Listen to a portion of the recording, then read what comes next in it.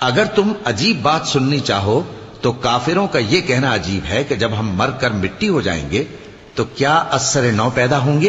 یہی لوگ ہیں جو اپنے پروردگار سے منکر ہوئے ہیں، اور یہی ہیں جن کی گردنوں میں طوق ہوں گے، اور یہی اہل دوزخ ہیں کہ ہمیشہ اس میں جلتے رہیں گے۔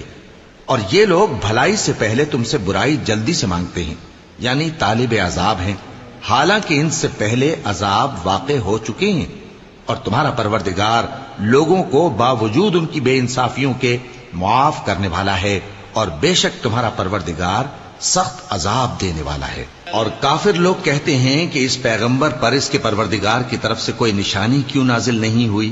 اے نبی، تم تو صرف خبردار کرنے والے ہو، اور ہر ایک قوم کے لیے رہنما ہوا کرتا ہے۔